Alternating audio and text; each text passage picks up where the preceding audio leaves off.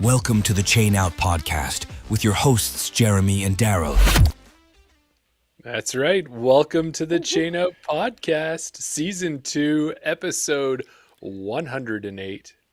How's it going, brother? My buddy, my pal, my favorite co-host, Daryl. How you doing? I'm doing pretty fine. How are you doing? Good. Pretty excited that Season 2 has lasted this long, but I think Season 2 is coming to an end. It is. Yeah. It's just as the year is coming to an end. This is actually our last live episode of the year. I got more time on Season 2 than I thought I was going to get, so I'll take it. Well, I'm looking here, and one of the nicest things that I really love about our podcast is that our chat starts even before the podcast starts. And it looks like I was just taking a look. I see Dylan and Sonia, Doc Zen's in there. Congrats to Doc. He's going to be getting himself a Zuka card, it looks like. Oh, excellent. Yeah. Can you remember when we first started, Jeremy and I said, you know what, we need to go live like 3 minutes. Just give it like a build up. Let everybody get in the chat and start talking. And you said, no, let's just go straight to it. We don't need that 3 minutes. I think I need to see the receipts on that one. But either way, you were correct, my friend. It's good. A good Yeah, way it's to always do it. good to get the people in the chat and get them, that's how we grow the community, right? That's right. And I guess we should address the fact that we are not in the same space tonight. Sure. Only those people watching will know that. But yeah, we are. Right. The weather was terrible today here in the Edmonton area. And it was better for you to make the drive home instead of coming to the studio. Yeah, I think really what it is that the weather outside was frightful, but still getting on the podcast is delightful. You know, something like that to kind of quote maybe a Christmas song there. Well, Daryl, we got out on the weekend, even with the snow and the cold, and we were able to have another, I'm going to say, epic chain out battle over the weekend. We were out at Hermitage. Would you call it epic? It was one for the books. It was it was pretty good. Yeah. I mean, it was. Go ahead. No, you got to go with that. I think I know where you were going. I took down the win, so I mean, it was always it's always good for me.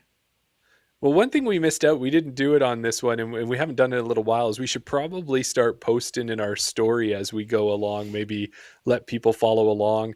We haven't traded our emojis either. I had those in the vehicle. I forgot. Yeah, and I keep meaning to say that to you because one week we go out and I have my cart with me, and then the next week I don't take my cart, so then I get a new tag or a new emoji. And then I have two. And then the next week I come back and I forget to bring that one with me because it's in a pocket somewhere. And then you gave me, I think I've got like 3 or 4 here that I need to like trade up and give them all back to you. And then when Season 2 of the Chain Out Battle starts, maybe, who knows, maybe we'll have new tags by then. because we That's we true. gave a few away. They're getting few and far on the ground for us Yeah, anyway. we might have to do that. We should do that, give some more of them out, and maybe we'll find another batch.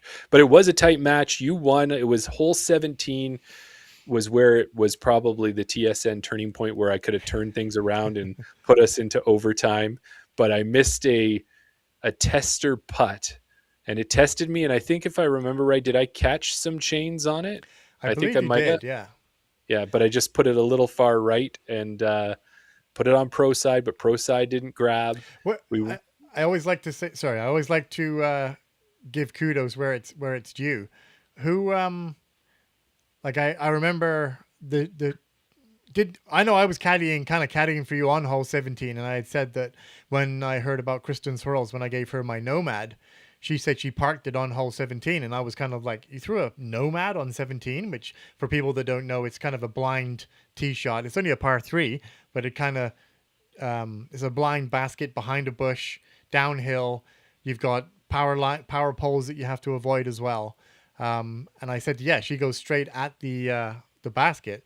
I think I said to you, because you were asking me, do I want to go left side of the poles or do I want to go right side? I forget what you threw, but I know you ended up parking the hole.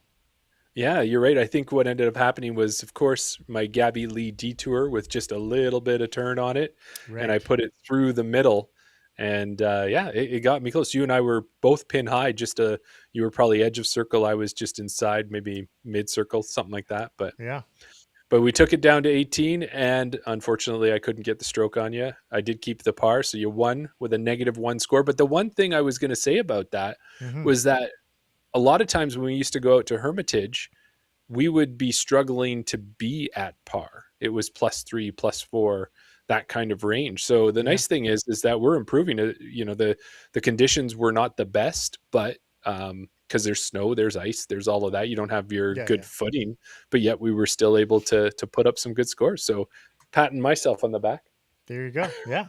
No, it is, like we've said before, we're kind of relatively new in the disc golf scene. We've been doing this a couple of years now, so we're not newbies by any means, but it's good to see the progression because we're playing these courses again and again from where, what we remember playing them to what we're getting now. Just shows that we are getting better. It is for sure. It Yeah. does. What does and what do we got going on tonight? Who do we What do have we for got some going on guests? tonight?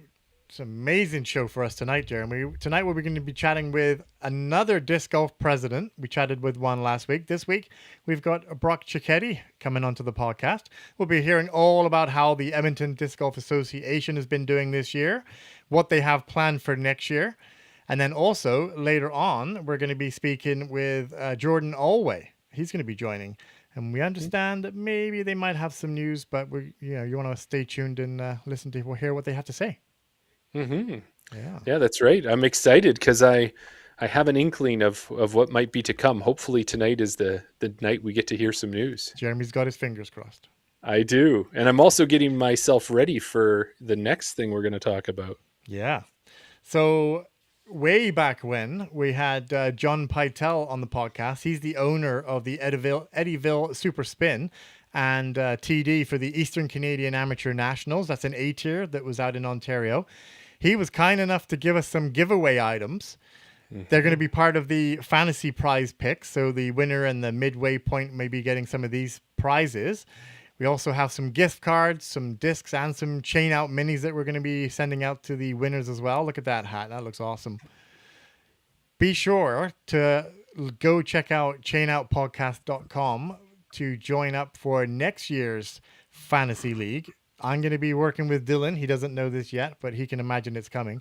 We're going to be having conversations about how we can make the fantasy league even better than it was this year. And we're going to make it a bit more organized now. The first year, we were weeding out the bugs. We had all the teething problems. Believe it or not, this is the third year. We'll be going into the third year for the fantasy picks. First year, it was just me, you against a guest, or a three-way, guest fest. Or I don't know where I'm going with that. Anyway, season 2, we opened up the website and made it available for everybody else to join and pick their teams as well. And it'll be even better going into year 3.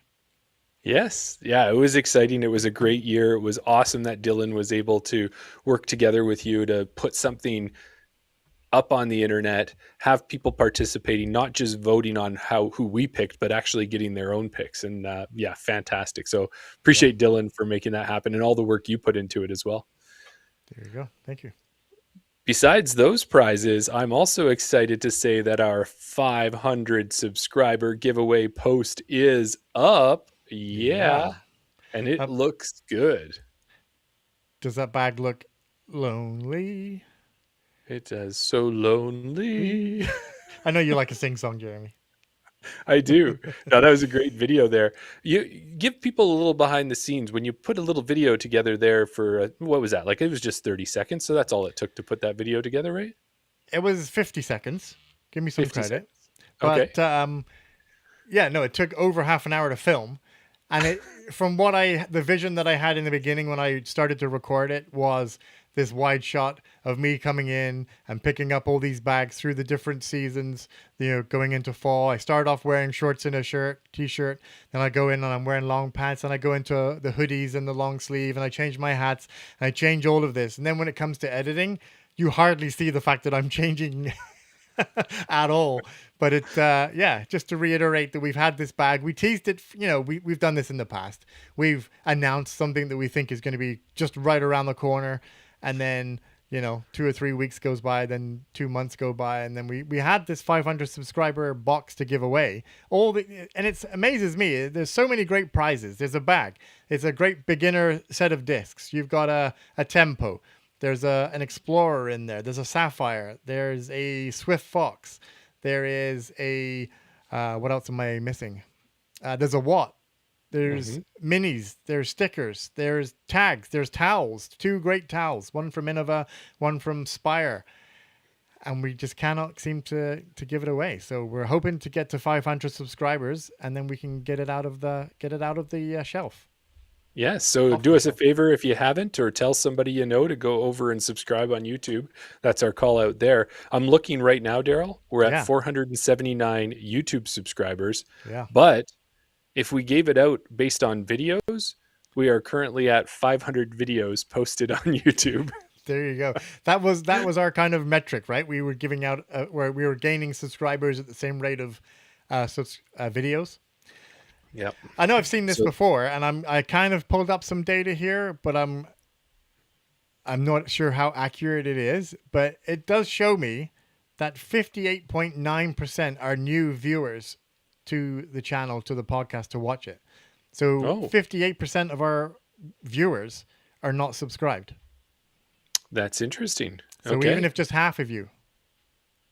We'd get to that 500, and then we'll start talking about the 1,000. But we'll wait. We'll wait till we talk about it. Yeah, exactly. We started on the 1,000 box.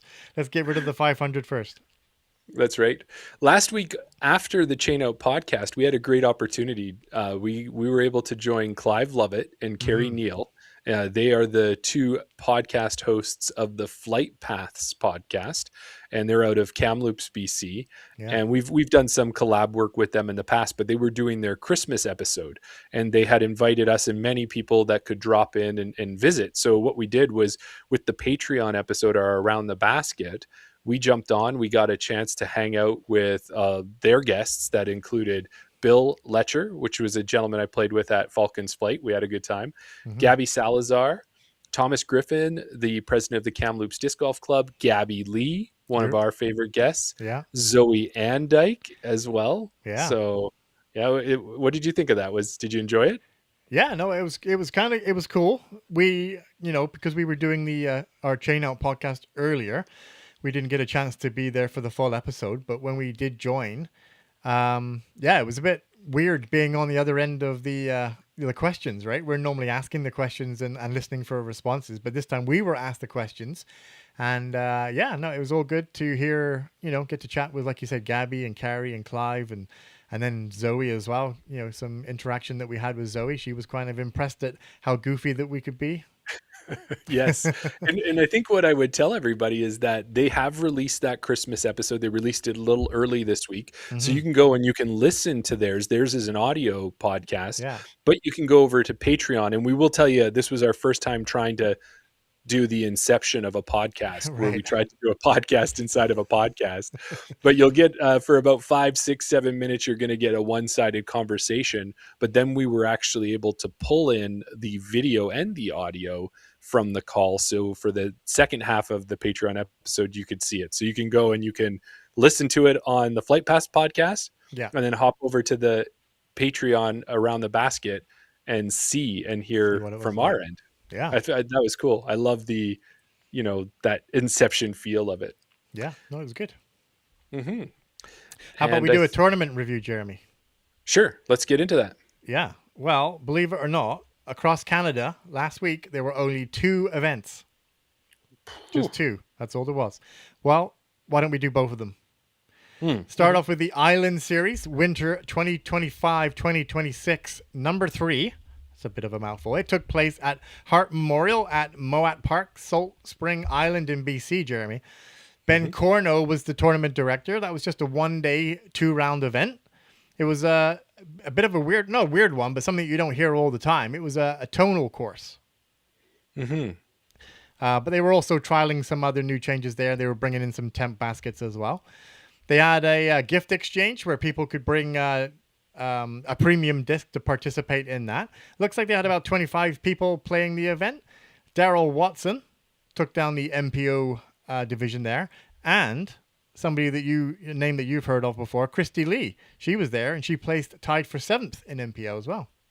Yes, that's right. We've had her on the podcast before when she won FPO up at the Larger Than Life a couple years ago. Yeah. And I believe last week, Chris Ozelins mentioned that she would be representing Canada in FP40.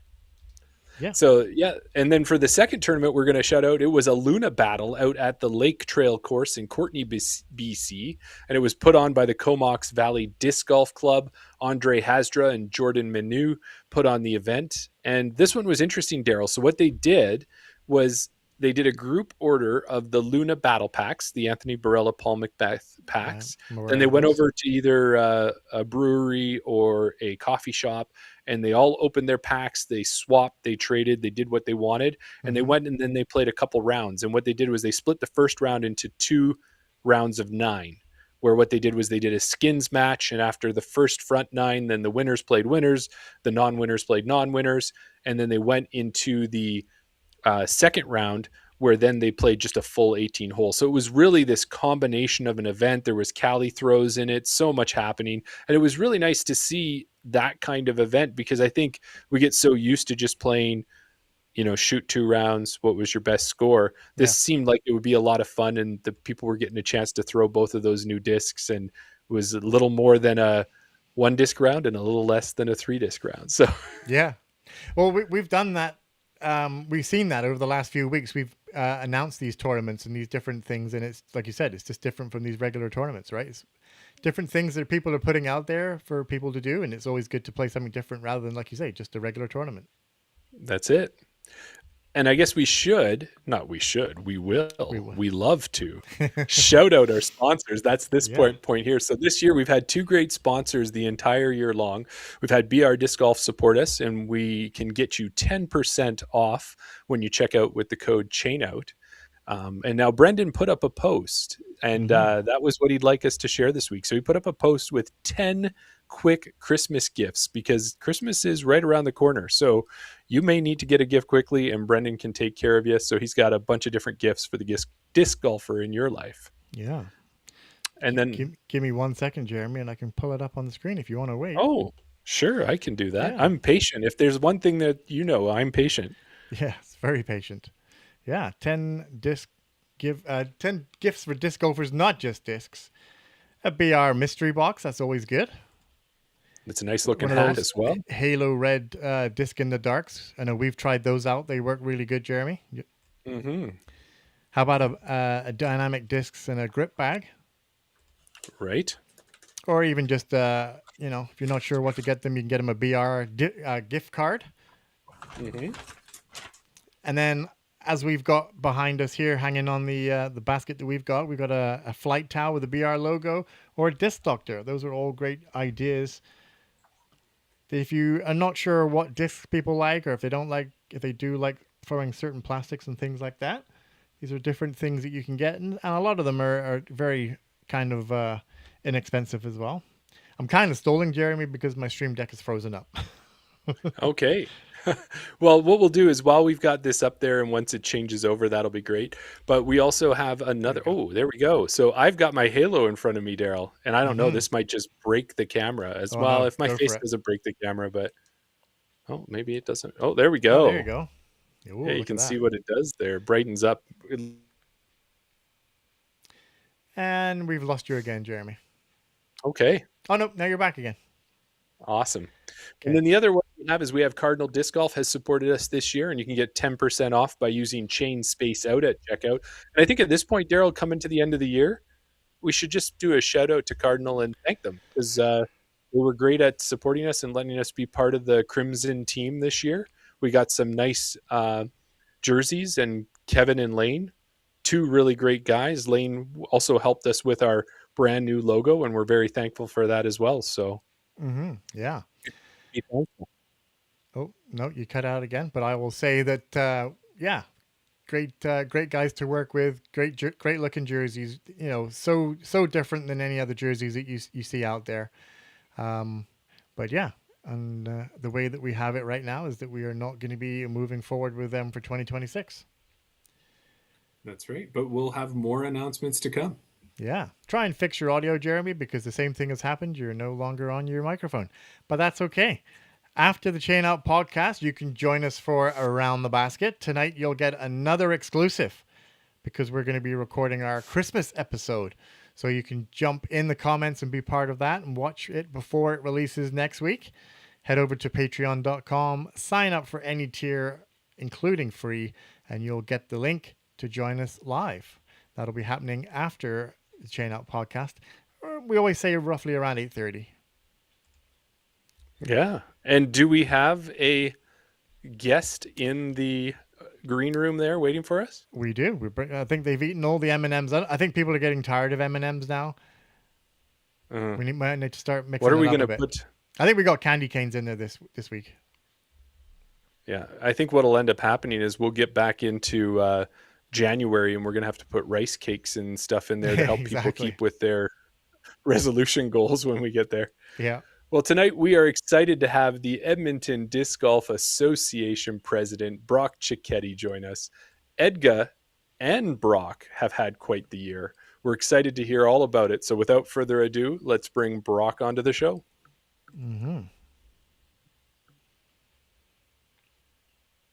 How's it going, Brock? Hey guys. Good. So I don't know. You guys must have missed my rider. It's green Skittles. Green Lime, Skittles. not apple. Okay. So next Okay, time. so that does bring up a really good question about that.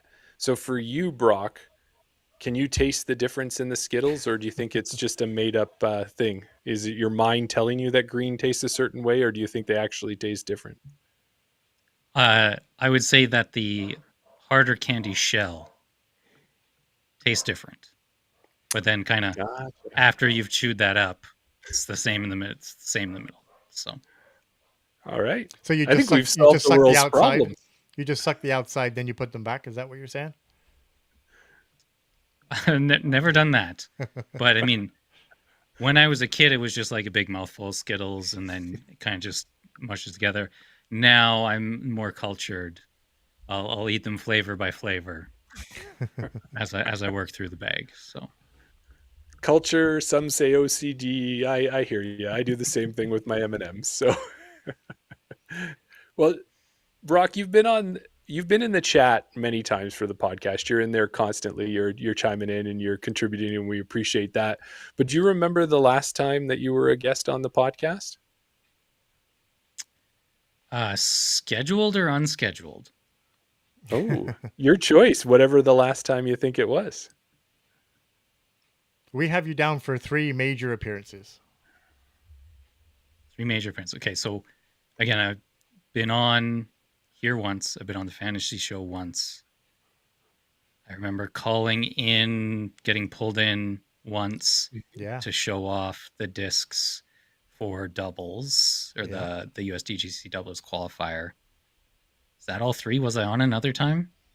Yes, you were. So we'll give you a quick breakdown here. So you had it right. It was December 16th, 2023. So almost, well, really 2 years and 1 day ago, Yep. you were on for your full interview. And at that time, you were the EDGA vice president, and you were also our fifth official guest on the podcast. We've probably interviewed 100 people now, Daryl, or 100 different people Mhm. we've talked Yeah. to. And Brock was our fifth person we ever talked to. So I thought that was a pretty cool fact. And then in July 3rd, you came on, like you said, larger than life fantasy pick show. You must have won because I've blocked that one out of my mind, but I usually lose a lot of them. So there's a reason for me to block it. So No, I think Daryl won that because my FPO no showed. that's right. And then the I'm not third one, bitter or anything about it. No, it's not you got it burned in your memory or anything like that. Yeah. that's right. And then the third time was November 13th, 2024. You were on our second Around the Basket episode. And I had thrown it at Daryl earlier when we were reviewing just to see if he could remember what we talked about, because I flashed back and looked at it. And I believe we were chatting about the Whiff Diff had just happened or was happening. So we were talking about the tournament and how exciting that was for Canada to be in Australia. And then the other thing we talked about was just trying to make amateur player packs and what was important to that and how to make those better. It was a good episode, but you've been there right from the start on everything. You were on the first season of Fantasy. You were one of our early interviews, and then you were on one of our first Around the Baskets. So always a pioneer, and we appreciate that. Yeah. I mean, I've still got to catch up with Tim. So That's right. Or Tommy G actually is where you're trying to catch up with. well, I mean, that's a bit different, but Yeah. I've got to one up Tim just in general. Yeah. Start with that and keep working your way up. Yeah.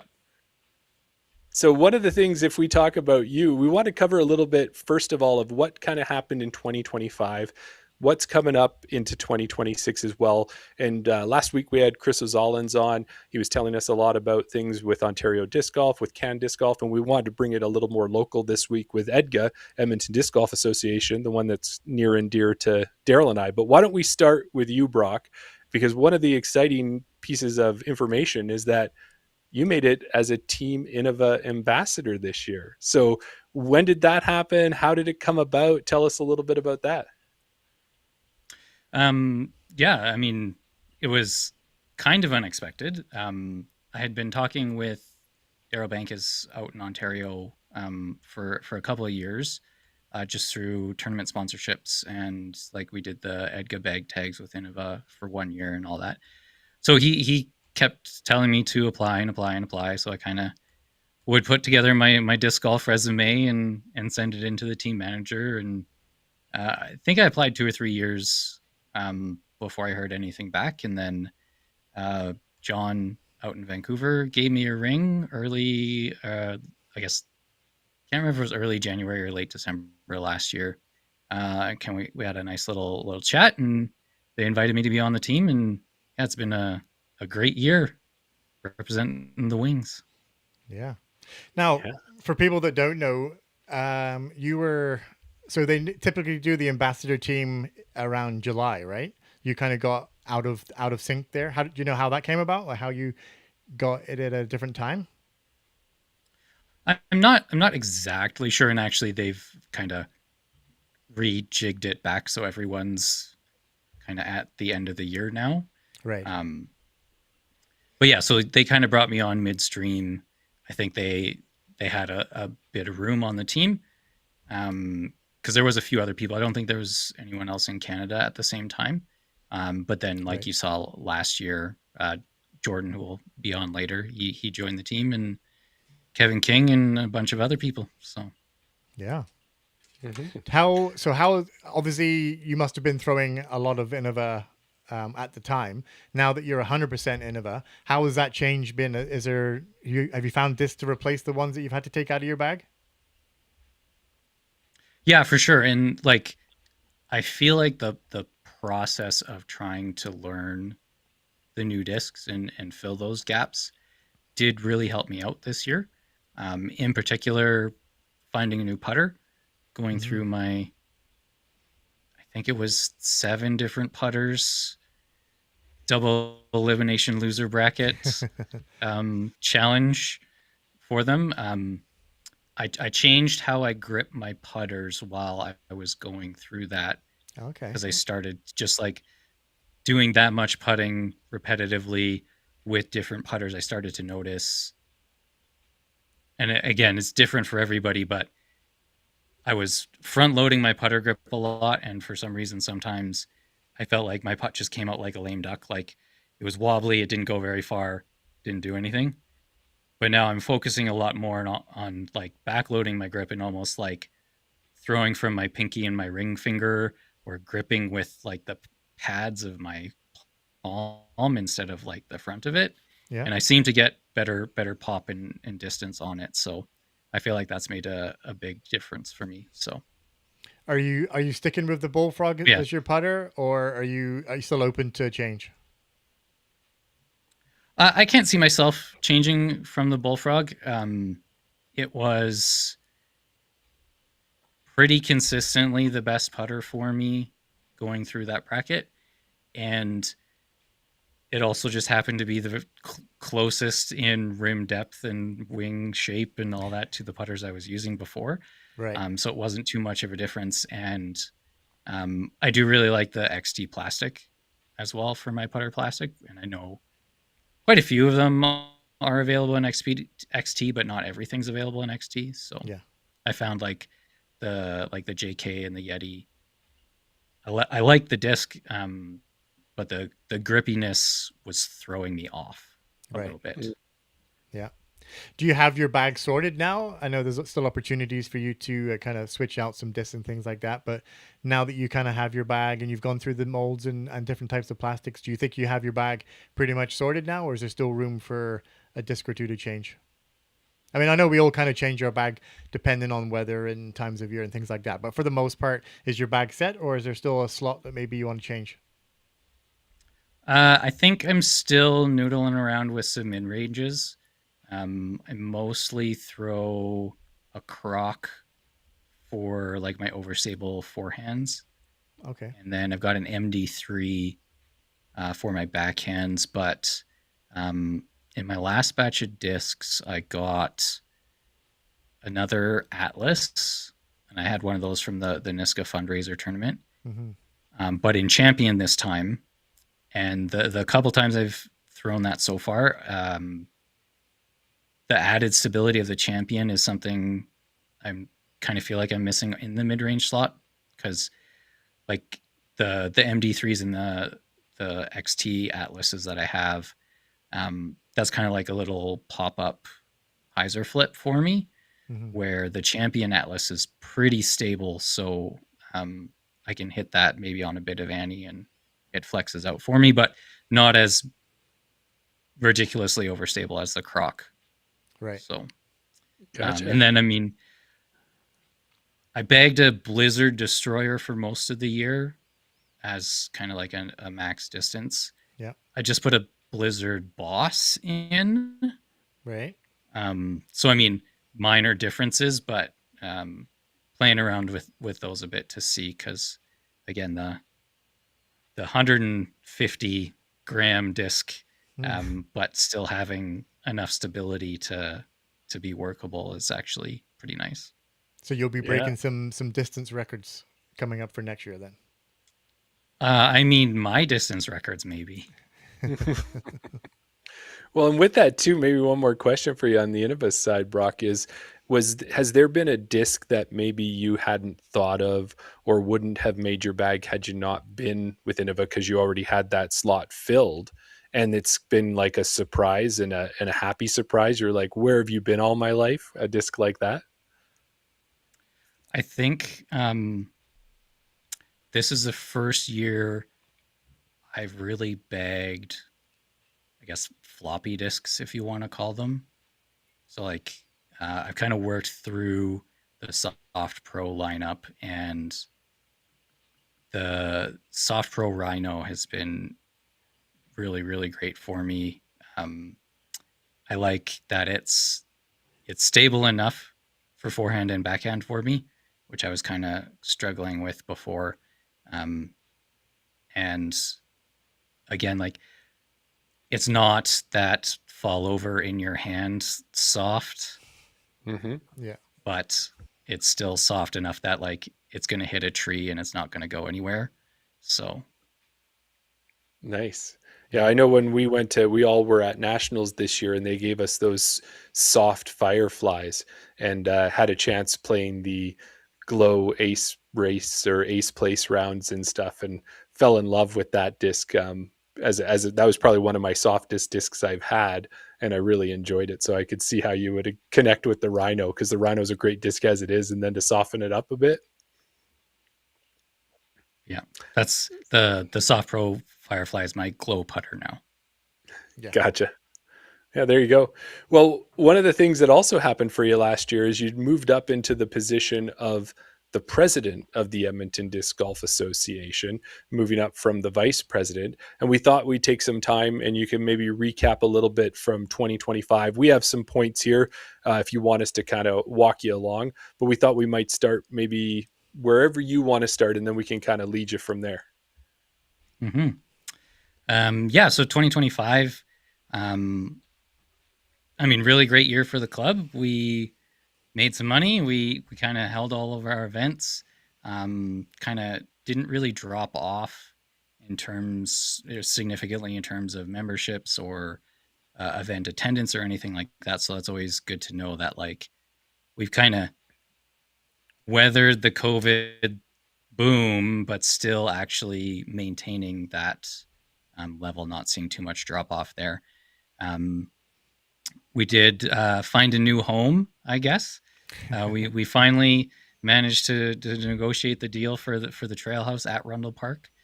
So that's been really great. Even in the limited time we've been in there and been able to like actually have people come in, it's surprising how much traffic you get, even just like having the door open, sitting there on a random Friday morning or something like that. So, again, it definitely helps us move some merch, get stuff out of my garage and other people's garages, and have the equipment where it needs to be instead of driving it halfway across the city every time somebody needs something. So, that's been huge for the club, and I mean we're really hoping to have that open more throughout the year. And then we started the undertaking of renovating Norwester Park.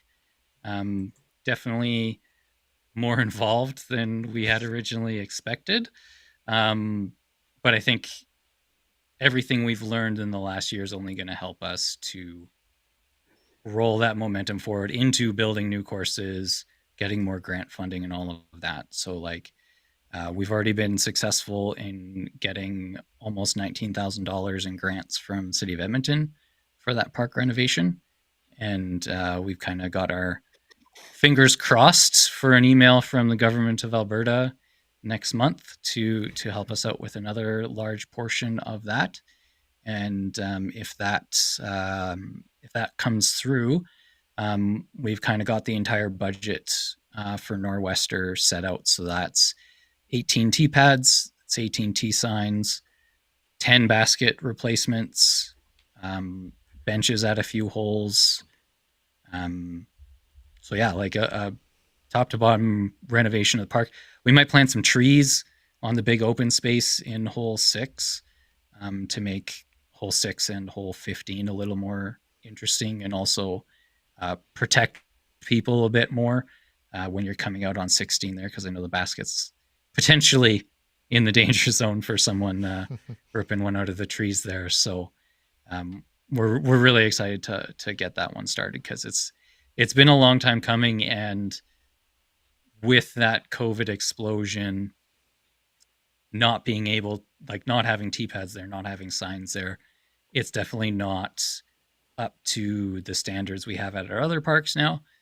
And the stats are kind of like the two other parks are still growing in the number of plays they see every year, where Norwester is actually declining a small amount. So we want to reverse that. Yeah. Yeah, and And I think that's one of those things, Brock, that we've heard for quite a while is with that course is, it does get tight in a few places, but it's a great course on the West End for people who live on that part of the city. And to have some tee pads there would really raise the level of the course for sure.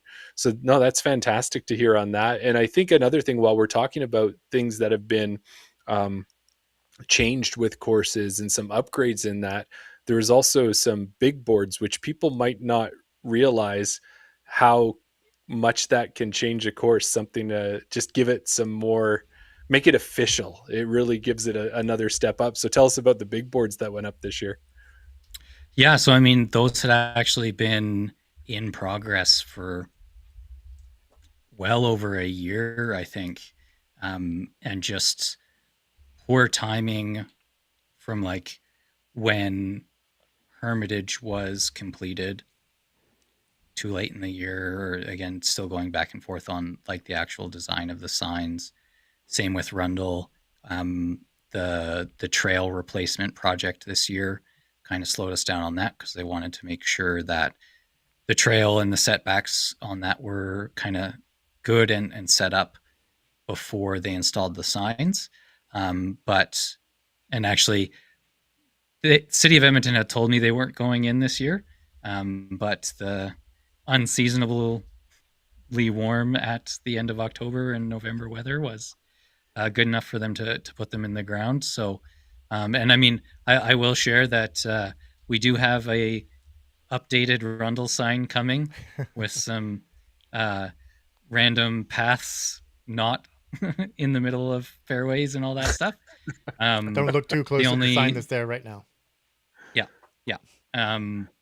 The only thing, we just have to wait until the spring when it's warm enough. So, yeah. And again, those are great, and they'll be a great funnel into EDGA and EDGA activity because they've got a spot there for us to write with a whiteboard marker or post an event poster or something to get more people in. So I'm excited to see how that, again, drives membership so we can have more money and do more things.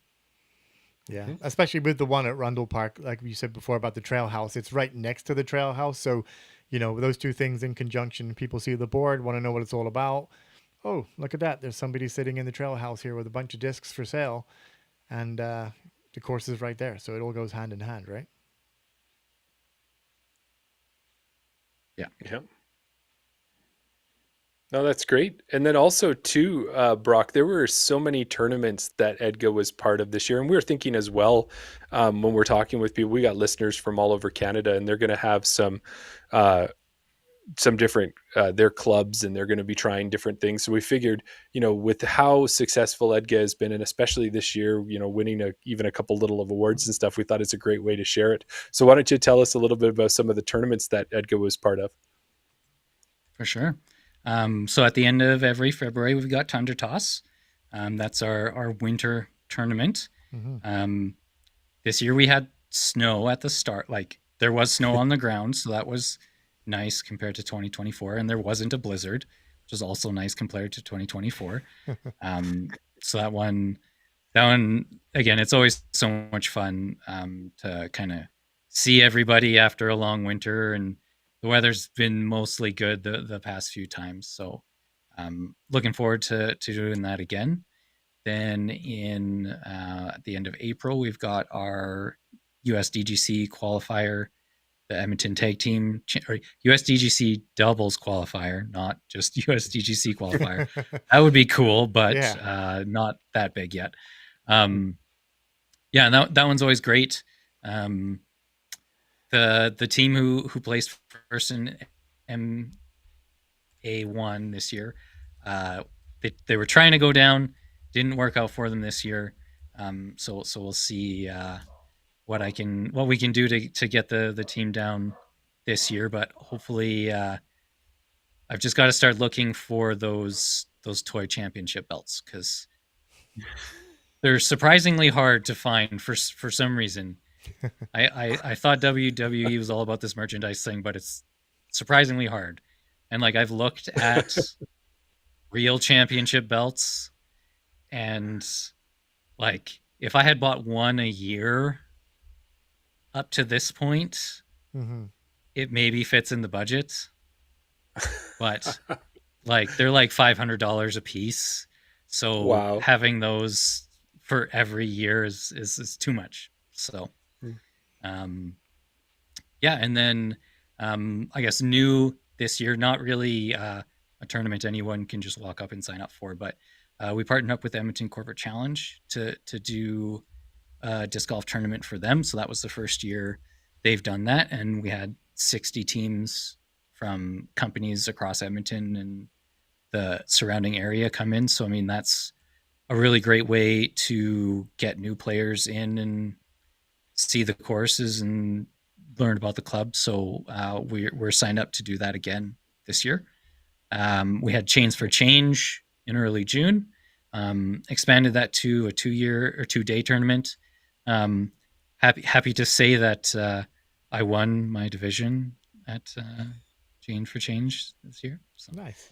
But yeah, it's, again, still raised a lot of money for Pride Center of Edmonton, and it's always nice to have Andy come out and celebrate everything Pride with us. So it's a really fun event. And again, I'm hoping he still is they're still running that next year. I know there's some conversations on there and to see what they're doing. So, but yeah, if they're not, I'm sure we'll find some other ways to help out the community there. And we had River City Cup, our big tournament. That was the 28th annual River City Cup. Tournament ran really well. My advice to TDs out there, beer gardens are a lot of work. And like the extra insurance costs and having to like, you need a lot of people to make it work. Huge shout out to Sea Change for helping us out with all of that. It wouldn't have been a success without them. Probably not coming back this year, so I can actually be the TD and run around the course and stuff instead of sitting in the beer garden all day on Saturday. But yeah, and then our not drinking, no, serving.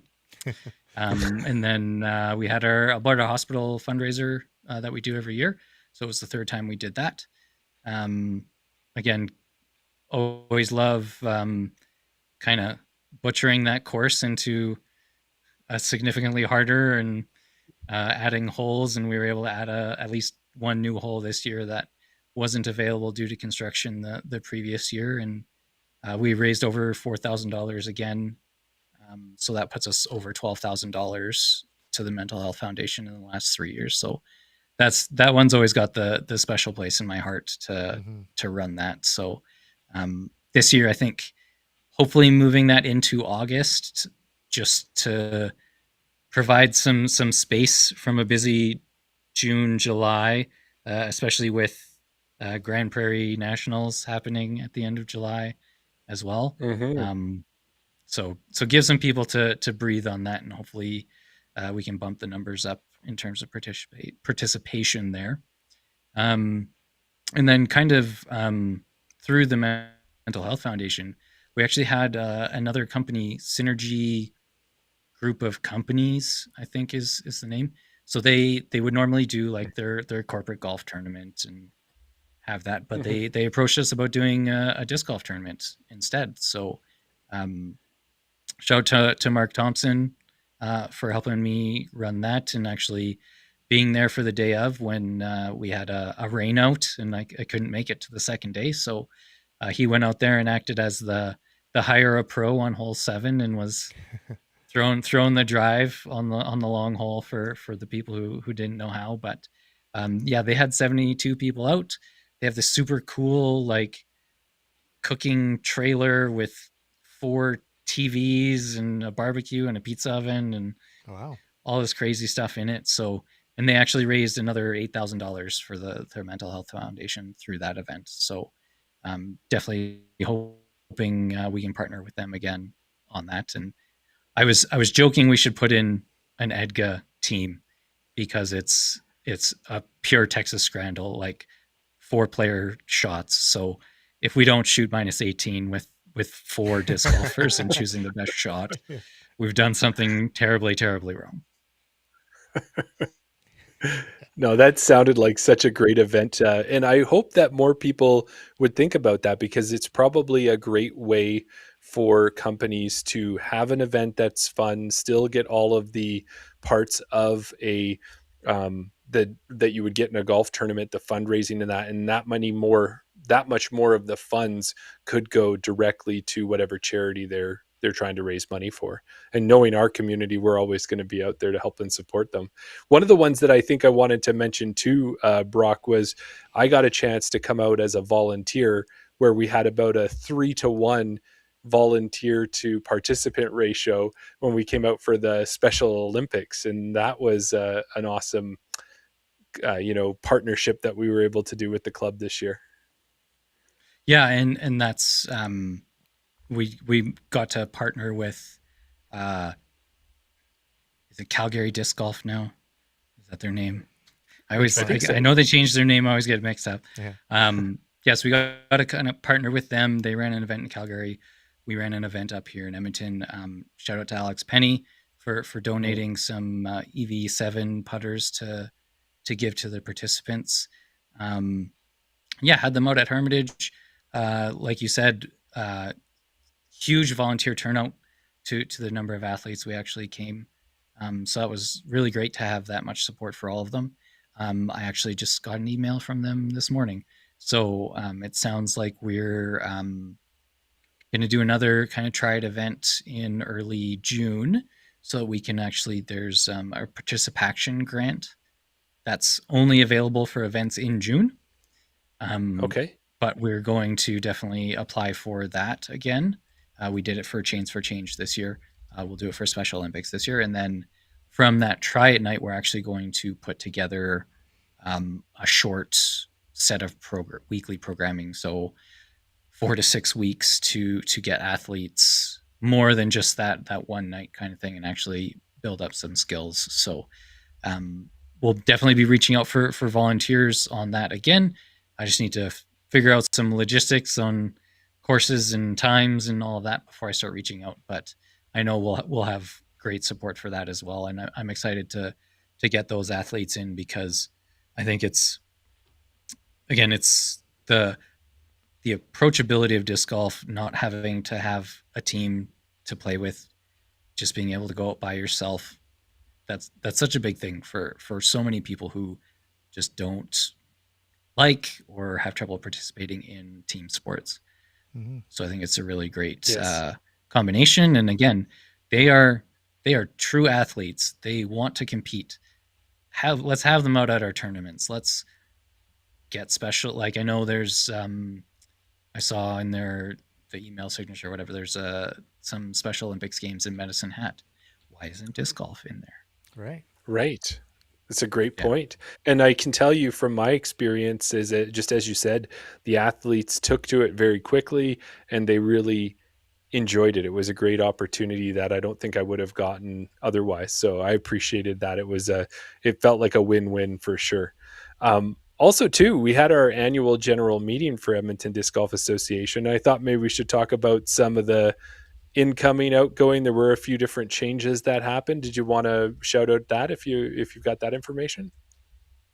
For sure, yeah. So, I mean, first, huge thank you to the outgoing board members that have been on for, in some cases, again, 2 or 3 years. Mike, Dan, Stefan. I think that was the 3 that's switched out. Yep. If I'm forgetting someone, I apologize greatly. And then had some swaps in positions. I think, as we know, Daryl took over VP from Matt Dwyer, but Matt Dwyer took over for Mike in the programming role, so he's still there. And then we've got Mark sticking around in the growth position. Jason Miller sticking around as treasurer, which is great because he's an accountant, so I don't have to think about it. And then we got three new board members. Tyler's taking over the maintenance portfolio from Dan, and hit the ground running. He's already going out and contacting people about mulch for tee pads at Rundle, so that's great to see. We got Greg Scratchley covering comms for 1 year since Daryl moved up, and again he's already jumped in. Been reviewing Instagram posts for upcoming events that are coming, and then friend of the show Zoe Lorenz Bozer is also on, so great to see more female representation on the board as well. Yeah, That's great. That's awesome to hear. We have a great club, and it's to have some new people in and always cycling in, and it's fantastic too, because some clubs are struggling to fill positions and get people to come on, and we seem to have more than enough with some extra. And just making sure everybody knows too, and we talked about this at the AGM, is that you don't have to be on the board to contribute to your local disc golf club. It's if there is a area that you feel you have a talent in, whether it's in communications or in maintenance or that type of thing, all you have to do is reach out to the board, and that member who is kind of leading the charge for that area would be more than happy to hear from you and find ways that you could be part of it too. And maybe that's an easier way for people to be able to volunteer a little bit rather than maybe have that commitment for the whole year. So I always think that's a great thing to bring up anytime we can, because people think, oh, I don't have time to commit for a year. Well, you don't need to. Can you commit for a weekend? Can you commit for a month? Can you commit for this project? That's a big help, even if you can do that. Yeah, and I think one of the things I was intentionally trying to do this year is be a bit more intentional about recognizing the volunteer contributions. So anybody who volunteered at River City Cup this year got the full amateur player pack as well. Just to kind of, again, give that thank you, and I guess grease the wheels to get some more volunteers, because the more volunteers we have, the better events we have. So. No, exactly. Yeah, it makes a big difference. And we see that even with Falcons Flight, with the amount of people who jump in and volunteer at that tournament and spot. And it raises the level when you can get the volunteers there. Yeah. Yeah. Well, Jeremy, we have our next guest waiting in the green room, but we just want to finish off with you, Brock. Just want to look ahead to 2026 and things that we got coming up, at least early in the year. So you want to talk a little bit about the first things that are coming up, the winter programming? For sure. So first up is Putting League. So we did put out that survey a little bit ago, indicating that we might be considering a change in location, and potentially a change in night, just based on economic factors. I love Cattail. It is 10 minutes from my house. The food is fantastic. The staff are great and tolerant of a bunch of loud disc golfers. But the participation levels we would have needed to maintain the price at a reasonable level, or with a small increase, was just too much compared to the option we were able to find at Footfield. So Putting League will be moving to the track at Footfield this year instead of Cattail Crossing. So hopefully that's also a bit more centrally located for people who may not have had the time on a weeknight to drive all the way out to Cattail Crossing, because it was quite far north in the city. Mm-hmm. We're moving to Thursday nights. So these weird podcast guys can go and help run it and everything. Yes. They're taking over for me. So I'll try to show up when I can, because I get the occasional Friday off. So if I have the Friday off and the wife's not working the next day, I'll try to come. But otherwise, looking forward to seeing what we can do there. It's definitely it's about a third of the cost that we were paying. So we can definitely hopefully turn some more of the registration funds into prizing and everything as we go through the league. So, and as always, that's part of the Alberta Big Putt Championship that BR helps us run through their website. I think we had some winners from last year as well. So like Mhm. it's run for 2 years in Edmonton's had winners in 1 or 2 divisions each year. So we need to keep that going as well. Definitely. And then the following night, so Putting League starts on January 29th. Our indoor training camps at Footfield start on the 30th. So again, economic factors, we had to drop the free throw hour at the end, unfortunately. That just the prime time hours changed for us, so that last hour was going to double in price from what it was. Ooh. And again, we're always trying to be respectful of the money people are putting into our program and spending. So by dropping that last hour, we are going to be dropping the registration costs for the camps this year. So it'll just be that 1.5 hours. Docs and indoors. They blow up a big tent over a football field here and split it into 4 quarter sections of the field. So we rent 1 quarter section of the field and throw back and forth there. So yeah, we got 2 4-week camps, January into February, and then February into March. And then huge shout out to PDGA Canada this year. They stepped up and sponsored the entire cost of our free women's camp at the start of April. So the first Saturday in April, just let me look at my calendar here. Yeah, April 4th, 4 to 6 p.m. That'll be free for whoever wants to show up, as many as we can fit in that field and safely throw discs. Yeah, that's always, we've done that for a couple of years now, and that's always been really greatly attended. And again, I want to be able to provide that safe space for them for all the women to learn and bring in our local FPO and experienced players to help teach all these great women a new sport, or give them some tips and skills, and hopefully see them out on the course and at She's Up First and all that. That's what it's all about. Well, Yeah. that's fantastic. That's fantastic, Brock, and everything that you've got going on. And I know that we could go on even more. We do have Jordan here in the green room, so we're going to get a chance to bring him in. We want to keep you around as well, because I think later on we want to see if there's any information that can be shared. But stick in there with us, Brock, and we're going to get Jordan on here as well. We'll have 4 people on the podcast. Go for it, Daryl. I thought you were going to take this section. Okay, Jeremy, it looks like we have another guest ready to join us. We can call him a man of many hats.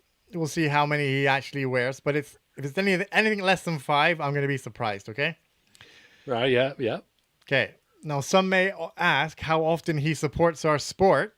Do you know what I would say? What would you say? I'd say he always does. See, I told you that was your line. Okay, join us and welcome. Join us in one. Hey, can you hear me? Yes, we can hear you. How you doing? Perfect. Good. Not too bad. Good. Great to have you back on. Yeah, it's good to be back on. Good to come and chat about Alberta disc golf, I guess. Exactly. Yeah, we've just been speaking to Brock about everything that Edgar has been up to this year. Now we've got you on the podcast. We want to kind of broaden our perspective a little bit and have a look at Alberta. But for you as an individual, can you give us a bit of a recap of the sort of the things that you've been up to this year? Well, so this year I ran Lost Egg. I was an assistant tournament director for Falcons alongside Donnie for his last year. I also ran the provincial championships. What? That no one knew about, really, I guess. But just because Jeremy didn't know about it. Are you saying that I might need there might be an apology in order here? No, not really. I think I've been saying a number of times here that there was I didn't realize there was an Alberta provincial. So I'm sorry to say that I was not giving you the props you deserve there, my friend. And then there's a few other things that came along this year that so I ended up joining the CDGA, the Canadian Disc Golf Association, as a member at large. What else? Well, I'm also a part of the Team Canada selection committee now as well, Okay. joining on Awesome. to the. So, I mean, I'm sure you heard all about that last week with Oz. Yes. One of the big things that I've been doing over the past week and been super busy doing was I'm doing a lot of the graphics up so we can announce the team. Okay. Yeah, Chris had mentioned that too there, that he was getting some texts that maybe he had pulled the trigger a little early, and we got a bit of a preview there. But it's great that we are, the Canadian disc golfers can hear it in multiple different spaces, and it'll be good to see what you release on that as well. It sounds like we're going to have a great team. You guys did a great job picking people to represent Canada. I think Canada is going to be a very, very hard team to beat, to be honest with you, in Lithuania this year. Yeah, and from Especially what our Chris Masters was, team. yeah, that's what Chris was saying, is our Masters division is going to stack up above pretty much any other country out there right now. And I think the list was up to about 33 countries maybe that have already signed up. Yeah, I think it was up to 33 to 37 or something like that, they were saying. Wow.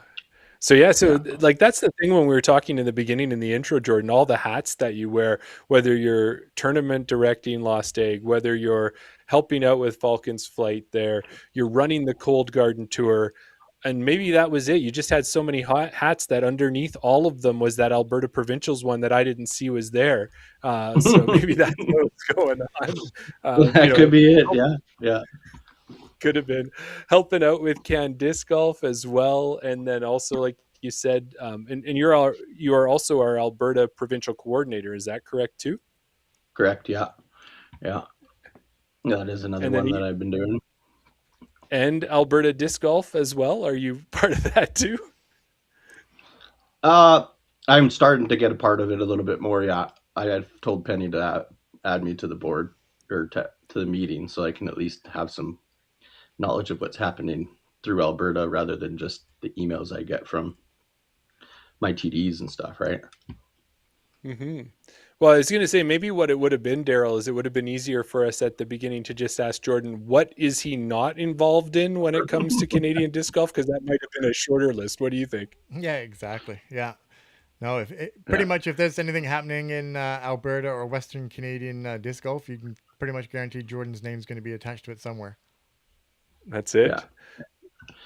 Another big one for 2026 this year is, I know a lot of people don't know yet. Well, they know that Donnie has retired from being the TD of Falcons, and we have had many meetings on who was going to take it over, and we kind of came to the conclusion that I will be taking it over as the TD.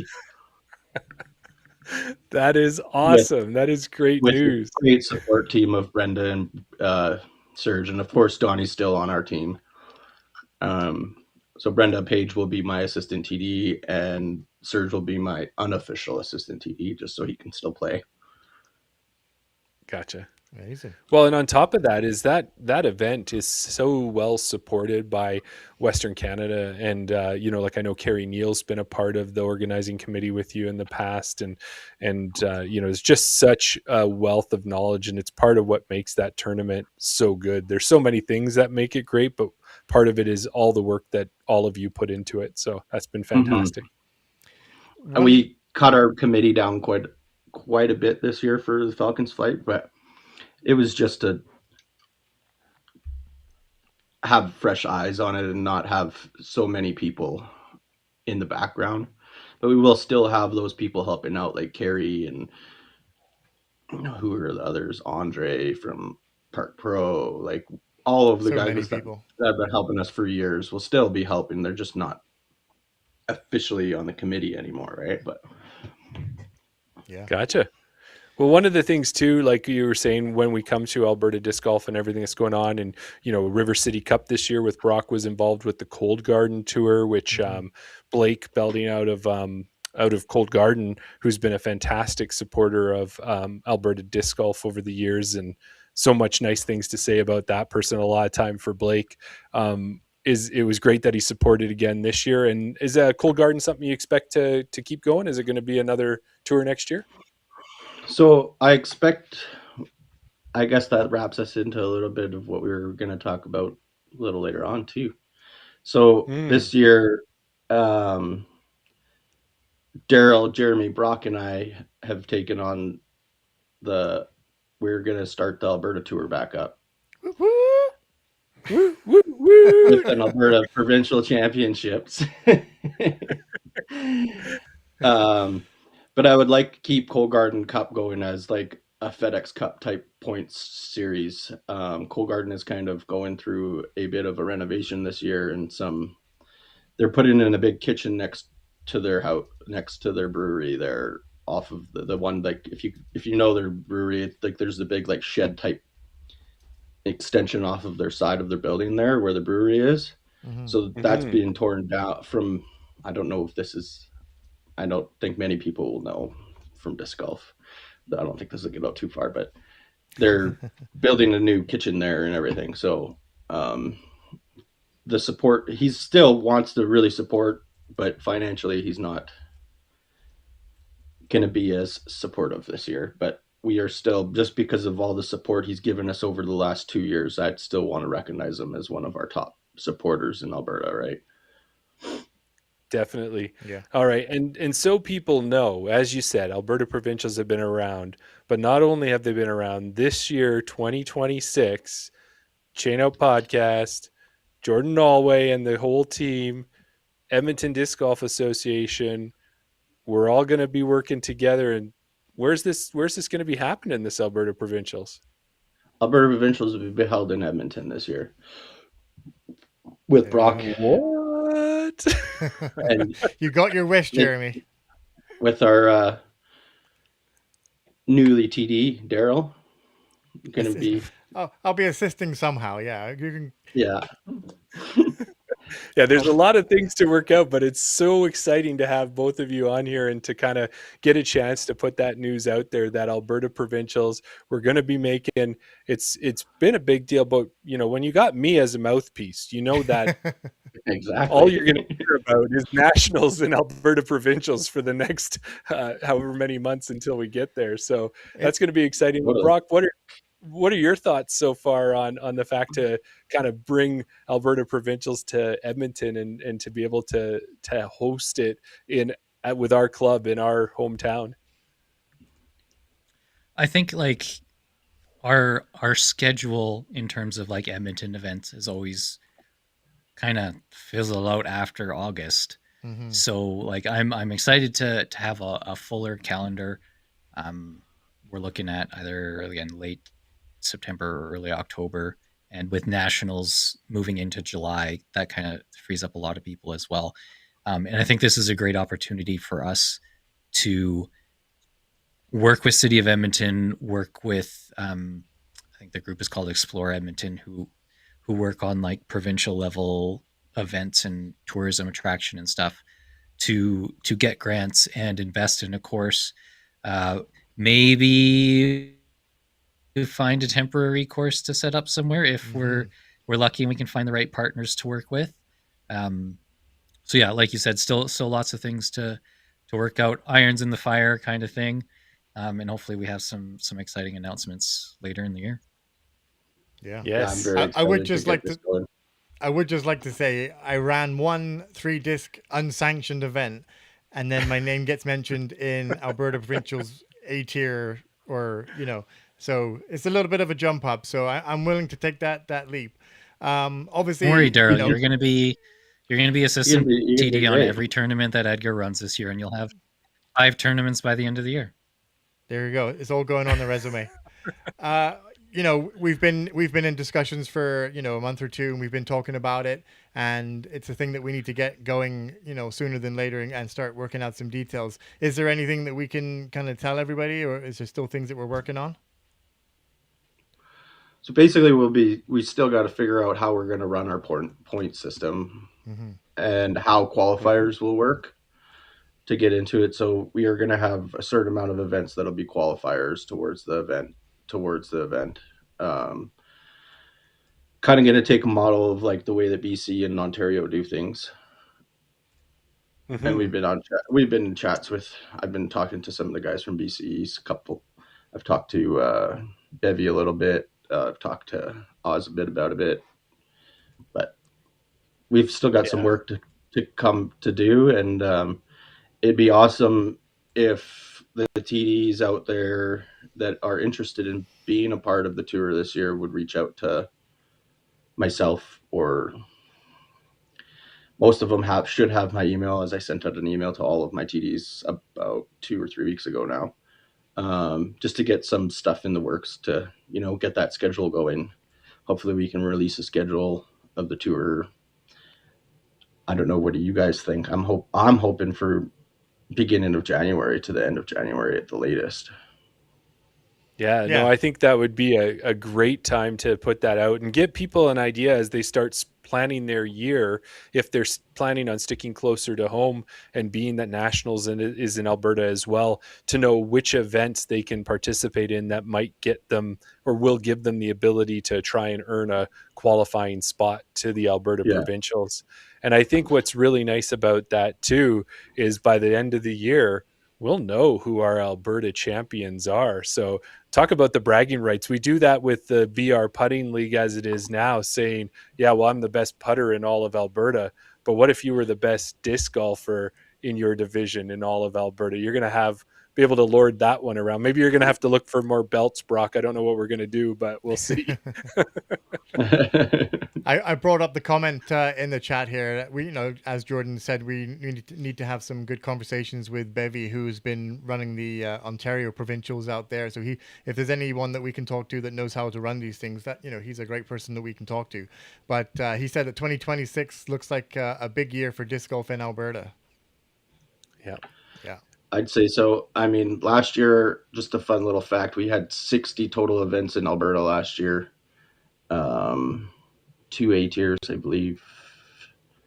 I think it was 13 B tiers, and then the rest were C's and the get in, get out, get rated events. Right. Yeah. I mean, that's a big thing. Yeah, for Alex to start, to be honest, and for him to take it off. And I mean, it's gone Canada wide more than anything, because I've been hearing that they've been going in Kamloops and all over. I've been hearing they've been going all over, right? So, and it's a big thing that Alex started there. So, yeah, I know Elizabeth DeVries has been doing them up in Kamloops for sure, and really, gigogur is another one of those words that when people drop in and listen to our podcast, it's one of those ones where we lose the people who aren't hardcore disc golfers, because they're like, what are those guys talking about? What is this gigogur they're saying? But those get in, get out, get rated. Kristen's been doing some in Edmonton, and we've been really enjoying those as well. It's a great way, and sometimes you regret signing up for them because you don't play so well, but it's a great way to get a rating in a month where you might not normally have a tournament. So has that made it harder for you too, Jordan, with like 60 different tournaments? Has it been more difficult for you in Alberta to try and make sure there's weekends available for them? Not really. No, actually, a lot of the TDs are pretty good at checking the schedule before reaching out to me, or they reach out to me. And the distance, it doesn't really matter. Like, to have an event in Calgary, Red Deer, and Edmonton all on the same day, is if they're a small C tier, then we're just catering to our local area, right, at that point. So it's more some of the bigger events. Like, I mean, this year, again, we have Big Bear and Night Owl will be on the same weekend again. But last year we had 2 very successful events out of both of those events. Like, Big Bear had a great success of an event, and I had the opportunity to go to Night Owl for the first time this year, and it was a great event. Like, Barry ran a great event out there in Drayton Valley. So to have them both, it kind of caters to both South and North Alberta, right? Yeah, no, that's good. And it's just been great to see all these tournaments kind of just all keep growing. We know that River City Cup is just a couple years away from having a 25-year anniversary.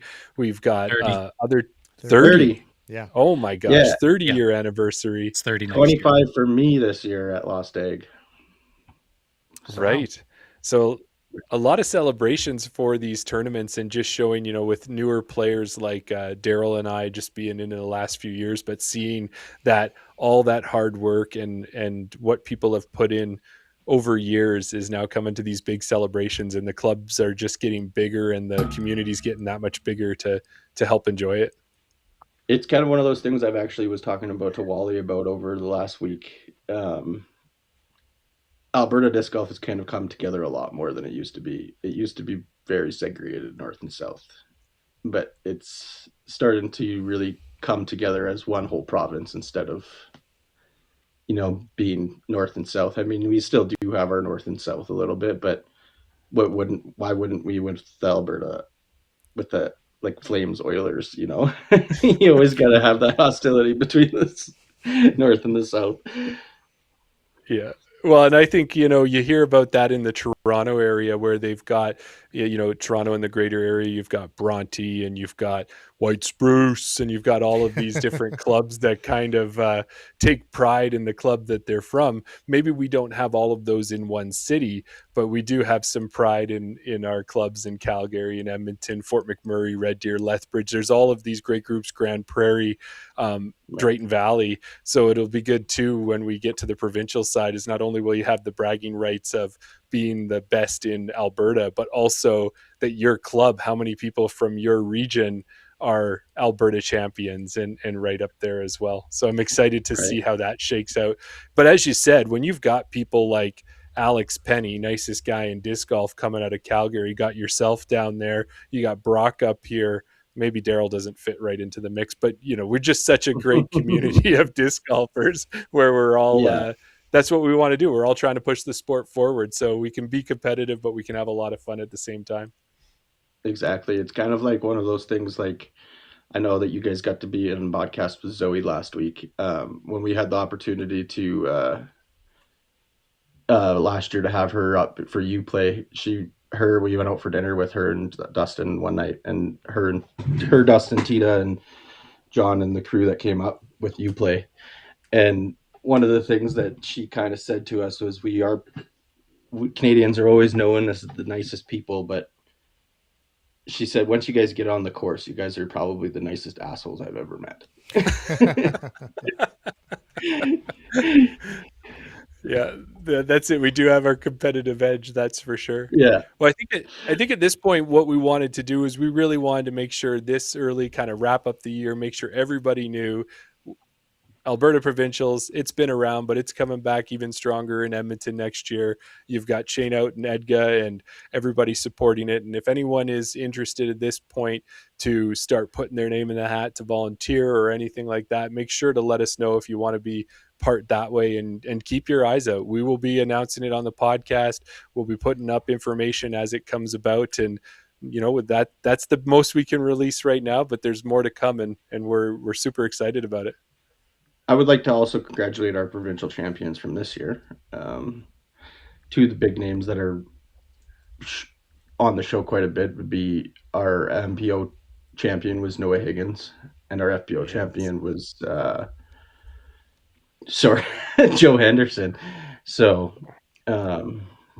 both part of Team Canada as well this year, coming up, going to Lithuania for us. Well, I think that's probably the first feedback, Jordan, we're going to get from Noah is going to be, can we have a bird as part of the representation for the Edmonton, for the Alberta Provincials, because he won all tournaments, all A tiers with birds last year in them. So there's that. And then for Joe, I think it's pretty easy. Just have a tournament and she's winning, because last year she lit the world on fire. So great to see them both earn their spots on Team Canada. Totally, yeah. They both earned their spots last year by, grinding it out last year and upping their game a little bit.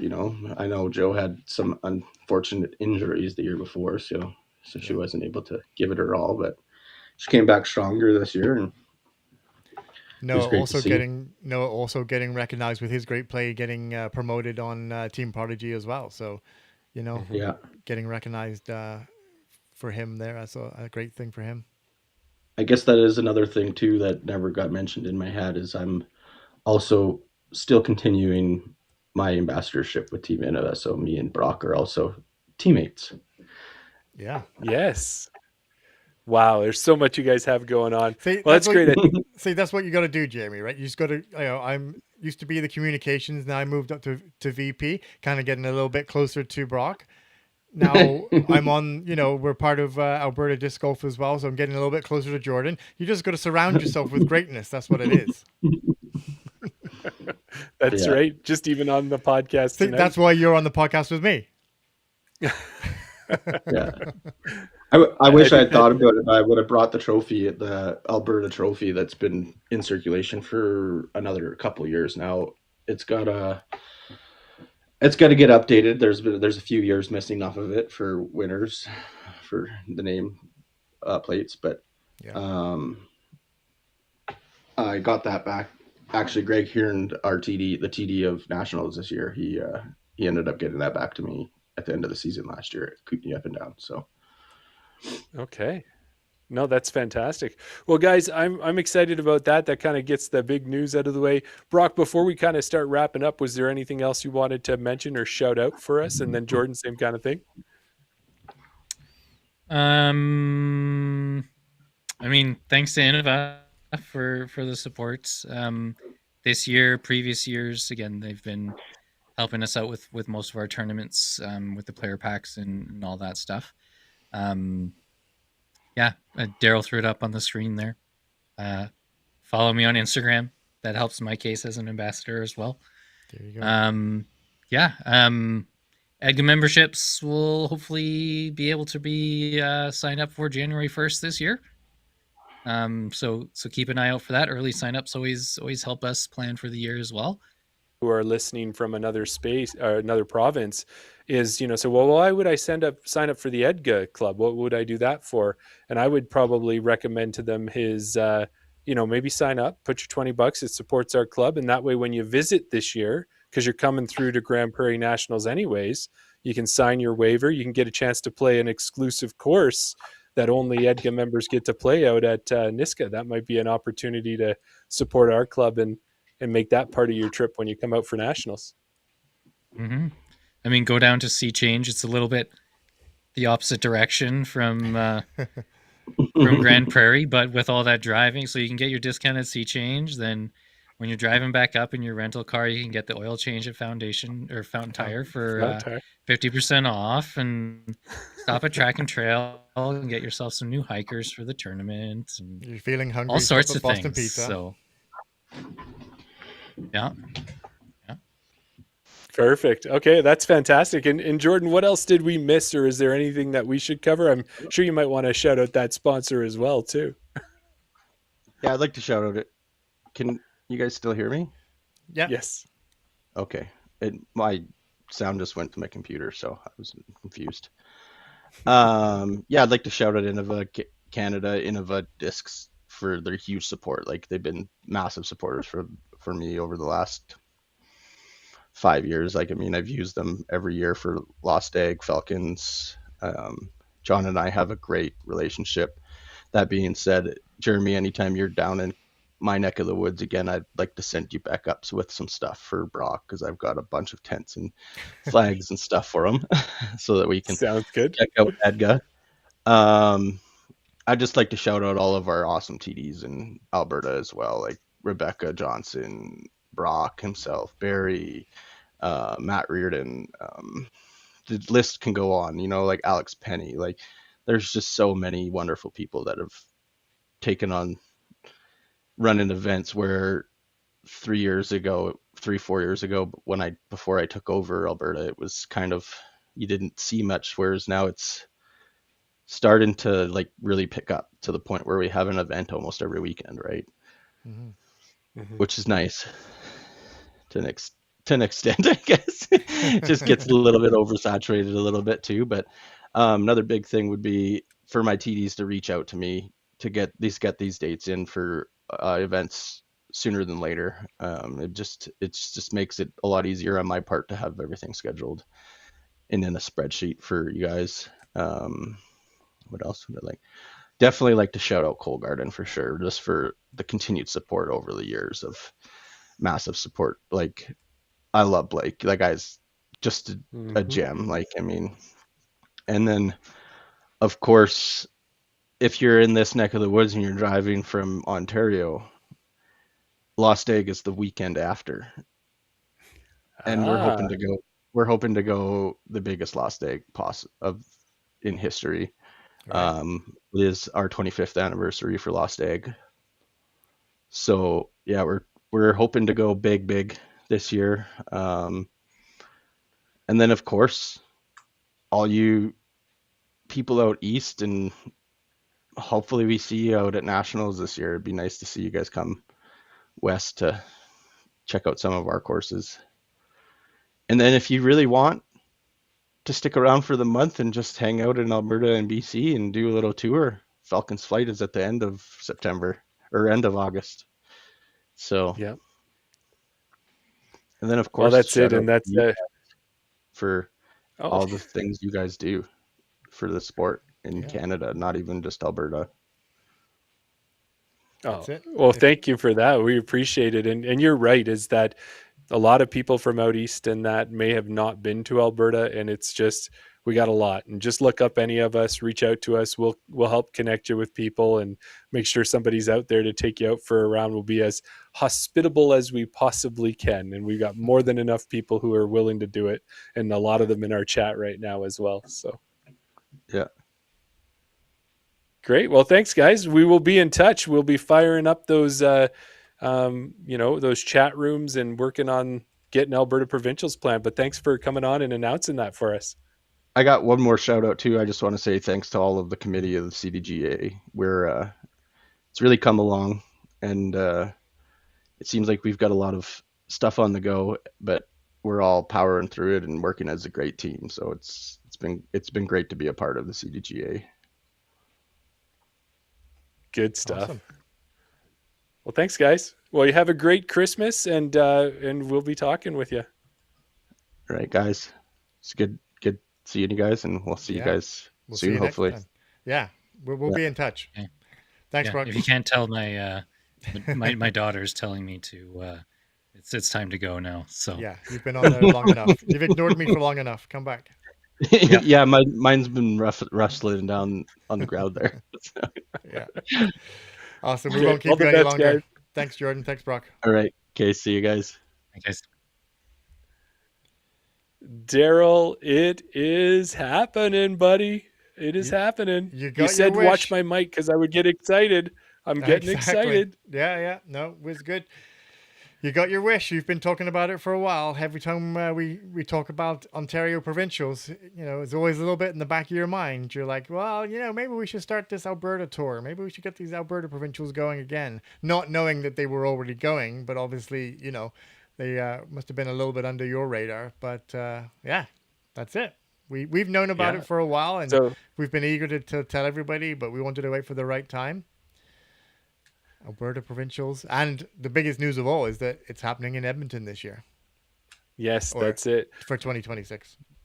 Yeah, it'll be quite exciting. As you said, apologies on my end there to Jordan that I wasn't aware that it was going around. But I guess that just is something to be said that I'm glad that we can use our platform to help bring some attention to it and to bring some more, to bring it back up to that well-known household disc golf tournament like a lot of other ones that are out there, and get that information out. And that's what our goal is. So if we can help by making sure people know if they're qualified or not, or answer questions for people, or just bring updates on the podcast, we'll do it all so that another big provincial event can get up there with Manitoba and BC and Saskatchewan and then Ontario. And then what about Alberta? Oh yeah, we know all about that one too. Yeah, exactly. And like you said, people may not have heard about it before, but this year we're going to be promoting it. We're going to be doing everything that we can to spread the word of Alberta Championships, the Alberta Tour. And then hopefully this will be just like the launch pad for next year. Whoever gets it next year, we'll be reporting about it. We'll be certainly promoting it again next year and for many years to come, hopefully. And then, like you said, about whatever Chain Out can do to help support it, that's going to be hopefully one of these new things that I need to speak to Dylan about, that we can start putting that news up on the Chain Out podcast website. So if people need to know, if they have any information, if they don't listen to the Chain Out podcast, at least they can always go there and find out. Maybe they'll be able to get standings and stuff like that. Maybe they'll be able to get some qualifier information. Just putting it out there. We'll see what we can do. Yeah. It's going to be awesome. And yeah, like you said, we'll always support. So it's Edmonton this year, but wherever it wants to go next year, you've always got Chain Out in your corner to help support a Canadian event. So there you go. And if you want to support us back, there's an easy way to do it. Head over to YouTube, subscribe, head over to Facebook, head over to Instagram, join us, follow us, like us, comment on us, do all of those things. Thanks to everybody out there as well who is an audio listener. And we've seen some audio comments in there that kind of snuck under the radar on us, and we saw them. We appreciate them. We like them. We've got some 5-star ratings on Apple Podcasts, a great review from Carrie Neal that's posted up there. Thanks for all of that. All of that helps grow the podcast and gets us closer to that 500 subscriber giveaway. We want to give away that bag. Help us give away that bag of discs. That is one thing that we say we haven't really shouted out, is that we always ask for people to subscribe, follow us on Instagram, Facebook, all those sort of things. But yeah, leaving a review or giving 5-star rating on Apple or, Spotify, wherever you listen to your podcast, give it a rating. That always helps us out. One thing that you can also do is something that we used to do earlier in our Chain Out podcast, Jeremy, is we used to get people to comment on our videos. That was back in the day when people used to watch them afterwards, and then they would, we would tell them to drop a comment. Now people watch live. They're always in the chat. People are in the chat. They're, we definitely have a lot of, communication. People are always chatting. Even sometimes, a lot of times the conversations that are going on that have nothing to do with us. We're doing the podcast and the chat has their own kind of group going on, which is great. We like to see it. That's what the whole chat is for. Yeah. Get more interaction with the chat is awesome. But we'd like to, don't forget that if you are watching this afterwards, or even right now, go back, leave a comment. Well, I guess you can't do it right now because it would be live, so you'd be in the chat. But go back after the episode and leave a comment on the video. And I think we should bring back the secret word, Jeremy. That's right. So if you have an idea of a secret word, is that what we want? We want the guests. No, we're not going to spend any time on the chat. We're just going to tell them what their secret word is. And then the people that have listened this long in the podcast, if they've been watching, for post-production or, post-produced, whatever. No, there's no production in it. But if they're watching it afterwards, in the comments, let us know you got this far and it's got to be Alberta Provincials. Tell us how excited you are to drop in Alberta Provincials. We used to get you to, it used to be like a little sneaky secret word that we would try and get you to put in a sentence. For this one, because we're bringing it back, Jeremy, I say we just go with Alberta Provincials.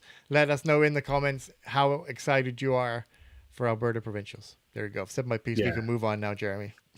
No, that's perfect. I love it. And then the last thing we'll say is that we are going to do a Patreon. Normally it's an Around the Basket episode. Tonight it's going to be a little bit extra.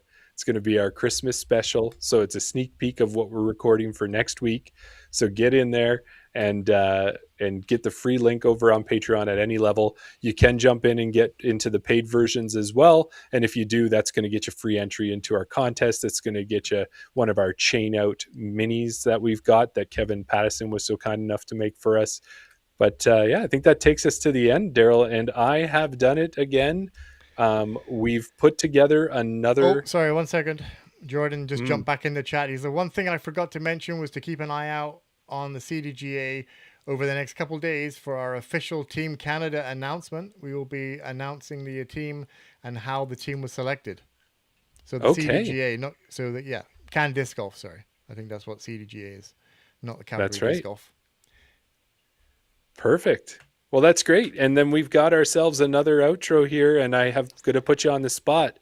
I think people, what was it? Kristen Swirls jumped in. She jumped in late last time, and all she heard was us doing our little rhyming thing at the end. And I think that was enough to put a smile on her face for the day. So why don't we do it one more time? Am I part of this one? You are part of this one. Well, we're not rapping this one, right? We're just it's just a poem. It's a rhyme. You can do what you want, but you'll see how I do it. I don't know if our energies will match on that then. All right. So I'm starting, I guess, right? Because you need the second part? Of course. All right. An Alberta episode through and through.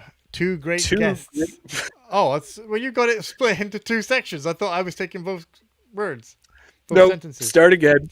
Well, Again. then- Get one line. Oh, One yeah, line, get one sir. line. That's all you get. See, this is why we rehearse, right? An Alberta episode through and through. Two great guests whose voices ring true. President of Edgar Brock's a leader supreme. And in of an ambassador, he's living Daryl's dream. Jordan wears many hats. The list runs long. No matter the role, he's keeping Alberta strong. Provincials coming up to Edmonton next fall.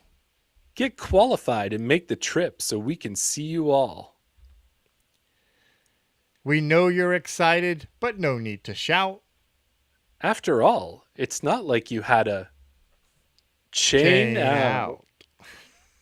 Thanks, everybody. They're getting worse, Jeremy.